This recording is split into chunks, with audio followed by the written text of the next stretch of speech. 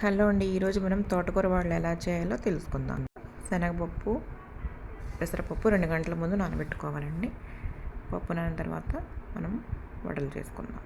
ఈ లోపుగా మనం మిగతావి రెడీ చేసి 2 కట్టలు తోటకూర తీసుకోవాలండి. దీన్ని శుభ్రంగా కడిగి ఉంచుకోవాలి.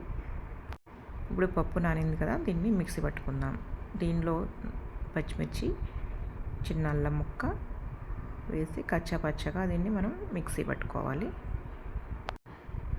ఇలా మిక్సీ పట్టిన పిండి ఒక బౌల్లోకి తీసుకుందాం. ఈ పిండిలోకి 2 స్పూన్ల వరకు మనము బియ్యపిండి కలుపుకోవాలి. బియ్యపిండి వేయడం వల్ల వడలు చాలా క్రిస్పీగా వస్తాయి.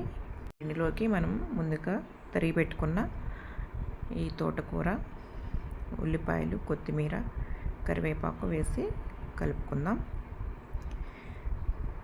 నేను ఈ మధ్య యూట్యూబ్ ఛానల్లో ఇవి పోస్ట్ చేస్తున్నానండి.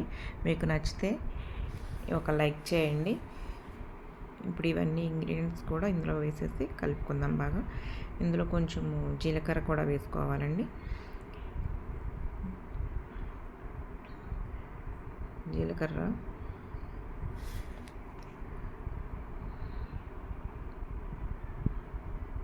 కొద్దిగా జీలకర్ర వేసుకొని తగినంత ఉప్పు వేసుకొని ఈ పిండిని బాగా వడల పిండిలాగా కలుపుకుందాం. మనం ఈ కలిపిన పిండిని ఇప్పుడు వడల్లాగా వేసుకుందాం నూనెలో.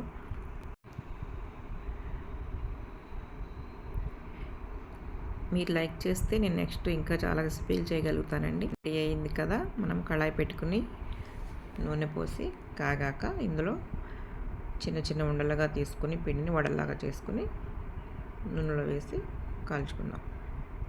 నేను చేత్తోనే చేసేస్తానండి. చేత్తో కూడా ఈజీగా వస్తాయి ఇవి వడలు. ఈజీగా చాలా చేసేయచ్చు. చూడండి, నేను చేసేసి వేస్తున్నాను.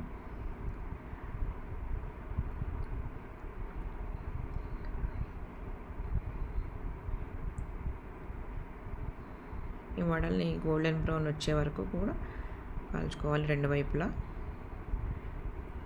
వీటిని అల్లం చట్నీతో కానీ లేదంటే సాస్తో కానీ కూడా తినొచ్చు. చాలా రుచిగా ఉంటాయి. పిల్లలు కూడా చాలా ఇష్టంగా తింటారు వీటిని వేడివేడిగా చేసి పెడితే.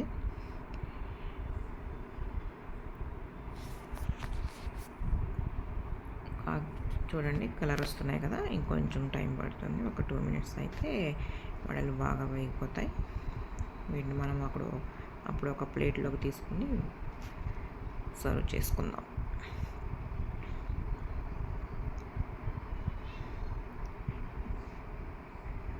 ఒకసారి మీరు కూడా ట్రై చేసి చూడండి, చాలా బాగా వస్తాయి.